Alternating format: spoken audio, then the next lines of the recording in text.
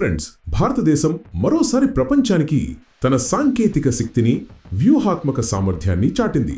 Defence research and development organisation DRDO మరియు strategic forces command సంయుక్తంగా ఒక చారిత్రాత్మక విజయాన్ని సాధించాయి.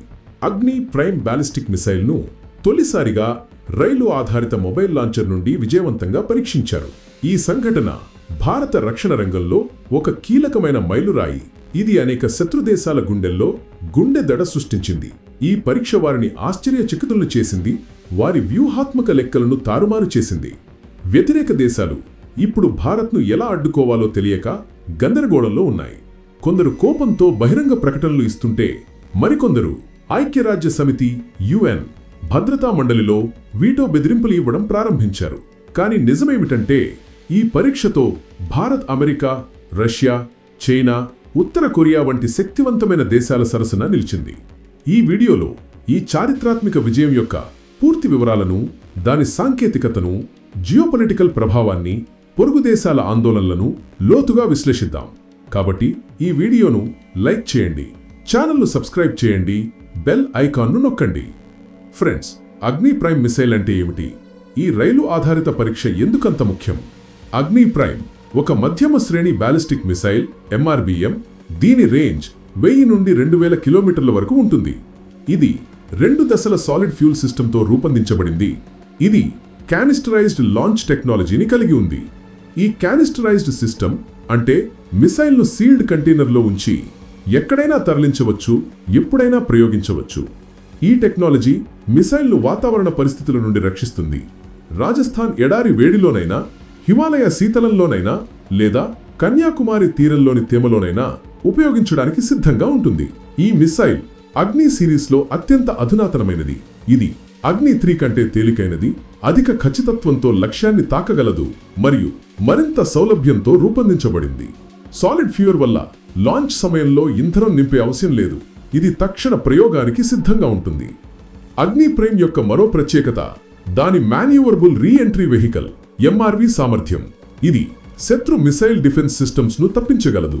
దీని రేంజ్ 2000 కిలోమీటర్ల వరకు ఉండటం వల్ల భారత సరిహద్దుల నుండి పాకిస్తాన్లోని ఫార్వర్డ్ సైనిక క్యాంపులు, చైనా యొక్క LAC వెంట ఉన్న ఎయిర్ బేస్లు, మిసైల్ సైట్లు లేదా ఇతర వ్యూహాత్మక లక్ష్యాలు నేరుగా మన రేంజ్లో ఉన్నాయి. కానీ ఈ పరీక్ష యొక్క అసలు హైలైట్ ఏమిటంటే, ఇది రైలు ఆధారిత మొబైల్ లాంచర్ నుండి జరిగింది. భారత రైల్వే నెట్వర్క్ ప్రపంచంలోనే అతిపెద్ద నెట్వర్క్లో ఒకటి ఇప్పుడు మన వ్యూహాత్మక రక్షణ వ్యవస్థలో కీలక భాగమైంది. ఈ రైలు లాంచర్లు మిసైల్ను దేశంలో ఎక్కడైనా తరలించగలవు. ఈ మొబిలిటీ వల్ల శత్రువు శాటిలైట్లతో మన మిసైల్ స్థానాలను ట్రాక్ చేయడం అసాధ్యం. ఈ రోజు ఉత్తరం నుండి, రేపు దక్షిణం నుండి, మరుసటి రోజు ఈశాన్యం నుండి శత్రువుకు ఎప్పుడు, ఎక్కడి నుండి జవాబు వస్తుందో తెలియదు. ఇదే ఈ పరీక్షను ఒక గేమ్ చేంజర్గా చేస్తుంది. ఈ సామర్థ్యం భారత్కు సెకండ్ స్ట్రైక్ కేపబిలిటీని బలోపేతం చేస్తుంది. అంటే శత్రువు మొదటి దాడి చేసినా భారత్ శక్తివంతమైన జవాబు ఇవ్వగలదు. ఈ పరీక్ష ఆసియా రాజకీయ గతిశీలతను పూర్తిగా మార్చివేసింది.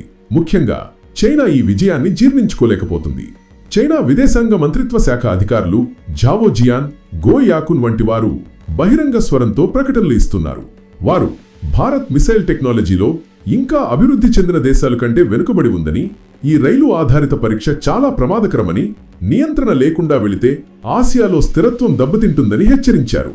అంతేకాదు, ఈ పరీక్ష కేవలం అదృష్టం వల్ల సఫలమైంది, లేకపోతే పెద్ద ప్రమాదం జరిగేదని సూచించారు. చైనా మీడియా, గ్లోబల్ టైమ్స్ వంటి ప్రచురణలు భారత్ ఇలాంటి పరీక్షలు చేయడం కంటే చైనాతో స్నేహం చేయాలని, తన శక్తిని పెంచుకోకూడదని సలహా ఇచ్చాయి. ఈ సలహా వెనక ఉద్దేశం స్పష్టం. భారత్ స్వావలంబన సాధించకూడదు, తద్వారా చైనా ఆసియాలో ఆధిపత్యం కొనసాగించాలని వారి కోరిక. అంతేకాదు, చైనా ఐక్యరాష్ట్ర సమితి భద్రతా మండలిలో వీటో బెదిరింపులు ఇవ్వడం ప్రారంభించింది. భారత్ ఇలాంటి పరీక్షలు కొనసాగిస్తే UN సెక్యూరిటీ కౌన్సిల్లో అడ్డుకుంటామని చెబుతున్నారు. కానీ ఆలోచించండి, ఏ వీటోతో భారత్ యొక్క పురోగతిని ఆపగలరు? 15,000 కిలోమీటర్ల రేంజ్ ఉన్న ఇంటర్ కాంటినెంటల్ బాలిస్టిక్ మిసైళ్లు ICBMs కలిగిన చైనా భారత్ యొక్క 2000 కిలోమీటర్ల రేంజ్ మిసైల్కు ఎందుకు భయపడుతుంది? ఎందుకంటే ఈ మిసైల్ యొక్క మొబిలిటీ, ఆకస్మిక దాడి సామర్థ్యం, శత్రువు శాటిలైట్ ట్రాకింగ్ను అసాధ్యం చేసే రహస్య సామర్థ్యం వారి వ్యూహాత్మక లెక్కలను తారుమారు చేస్తుంది. కాశ్మీర్ సమీపంలోని పాకిస్తాన్ సైనిక క్యాంపులు, ఎల్ఏసీ వెంట చైనా యొక్క దూకుడు ఫార్వర్డ్ పోస్టులు, ఎయిర్ బేస్లు, మిసైల్ సైట్లు ఇవన్నీ ఇప్పుడు మన రేంజ్లో ఉన్నాయి. ఈ పరీక్ష వల్ల శత్రువు యొక్క మొదటి దాడి వ్యూహాలు విఫలమవుతాయి, ఎందుకంటే మన లాంచ్ పాయింట్లు ఊహించడం అసాధ్యం. ఈ రైలు ఆధారిత లాంచింగ్ సిస్టమ్ భారత్కు ఎందుకు గేమ్ చేంజర్? భారత రైల్వే నెట్వర్క్ 68,000 కిలోమీటర్లకు పైగా విస్తరించి ఉంది. ఇది దేశంలోని ప్రతి మూలకు చేరుతుంది. ఈ నెట్వర్క్ని ఉపయోగించి అగ్ని ప్రైమ్ మిసైళ్లను రహస్యంగా తరలించవచ్చు. శత్రువు శాటిలైట్ లేదా ఇంటెలిజెన్స్ ద్వారా కనుగొనడం కష్టం. ఊహించండి, ఒకరోజు హిమాచల్ ప్రదేశ్లోని ఒక రైలు నుండి, మరొక రోజు ఒడిస్సా తీరంలోని ఒక రైలు నుండి, లేదా అరుణాచల్ ప్రదేశ్లోని ఒక రిమోట్ రైల్ ట్రాక్ నుండి మిసైల్ ప్రయోగించవచ్చు. ఈ ఆకస్మికత, ఈ మొబిలిటీ శత్రువు యొక్క రక్షణ వ్యూహాలను తలక్రిందులు చేస్తుంది. ఈ సామర్థ్యం భారత్కు నో ఫస్ట్ యూజ్ విధానాన్ని గట్టిగా అమలు చేయడానికి బలమైన భరోసా ఇస్తుంది.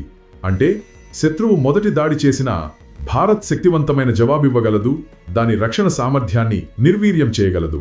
ఈ పరీక్ష కేవలం రక్షణ రంగంలోనే కాదు, ఆర్థికంగా కూడా భారత్ను కొత్త ఎత్తులకు తీసుకువెళ్తుంది.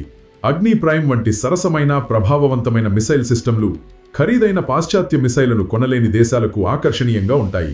ఆఫ్రికా, ఆసియా, లాటిన్ అమెరికాలోని చిన్న దేశాలు భారత్ యొక్క రక్షణ ఉత్పత్తులపై ఆసక్తి చూపుతాయి. ఇది భారత రక్షణ ఎగుమతులను పెంచడమే కాక ఆర్థిక వ్యవస్థను బలోపేతం చేస్తుంది. భారత్ యొక్క డిఫెన్స్ ఎక్స్పోర్ట్స్ 2024లో దాదాపు $2.5 బిలియన్ చేరాయి. మరియు ఈ రకమైన సాంకేతిక అభివృద్ధులతో ఈ సంఖ్య రాబోయే దశాబ్దంలో రెట్టింపు కావచ్చు. ఇది ఉపాధి అవకాశాలను సృష్టిస్తుంది, రక్షణ పరిశ్రమను బలోపేతం చేస్తుంది మరియు భారత్ను గ్లోబల్ డిఫెన్స్ మ్యానుఫ్యాక్చరింగ్ హబ్బుగా స్థాపిస్తుంది. ఈ పరీక్ష ఆసియా శక్తి గతిశీలతను శాశ్వతంగా మార్చివేస్తుంది. పాకిస్తాన్, చైనా వంటి దేశాలు ఇప్పుడు తమ దౌత్య, భద్రతా విధానాలను పునరాలోచించవలసి ఉంటుంది. పాకిస్తాన్ ఇప్పటికే భారత్ యొక్క అగ్ని సిరీస్ మిసైళ్లను ఎదుర్కోలేకపోతోంది మరియు ఈ కొత్త మొబైల్ లాంచింగ్ సామర్థ్యం వారి రక్షణ వ్యూహాలను మరింత బలహీనం చేస్తుంది. చైనా మరోవైపు భారత్ యొక్క పెరుగుతున్న వ్యూహాత్మక శక్తిని సరాసరి ముప్పుగా చూస్తోంది. ఎల్ఏసీ వెంట చైనా యొక్క దూకుడు చర్యలు, దక్షిణ చైనా సముద్రంలో ఆధిపత్యం కోసం వారి ప్రయత్నాలు ఇవన్నీ ఇప్పుడు భారత్ యొక్క కొత్త సామర్థ్యాల వల్ల సవాళ్లు ఎదుర్కొంటాయి. భారత్ ఇప్పుడు కేవలం ప్రేక్షకుడు కాదు, ఆసియా రాజకీయాల్లో నిర్ణాయక ఆటగాడు. ఈ కొత్త బాధ్యతను భారత్ దీర్ఘకాలిక శాంతి, గౌరవంతో నిర్వహించాలి. అదే సమయంలో తన సరిహద్దులను రక్షించుకోవడానికి సిద్ధంగా ఉండాలి. ఈ చారిత్రక విజయం DRDO శాస్త్రవేత్తలు, సైనికులు, ఇంజనీర్ల కఠిన శ్రమ ఫలితం. ఇది కేవలం ఒక సంస్థ లేదా సైన్యం విజయం కాదు, ప్రతి భారతీయుడి గర్వం. ఈ పరీక్ష మన సరిహద్దులను సురక్షితంగా ఉంచుతుంది, శత్రువులకు స్పష్టమైన సందేహం ఇస్తుంది. భారత్ సిద్ధంగా ఉంది, సమర్థంగా ఉంది, ఎలాంటి సవాలునైనా ఎదుర్కోగలదు. రాబోయే కాలంలో మరిన్ని అభివృద్ధులు చూస్తాం, మన రక్షణ సామర్థ్యాలు మరింత బలోపేతమవుతాయి. కామెంట్లో జై హింద్ అని రాయండి. వీడియో నచ్చితే లైక్ చేయండి, ఛానల్ను సబ్స్క్రైబ్ చేయండి. మళ్ళీ తదుపరి వీడియోలో కలుద్దాం. అప్పటి వరకు జై హింద్, జై భారత్.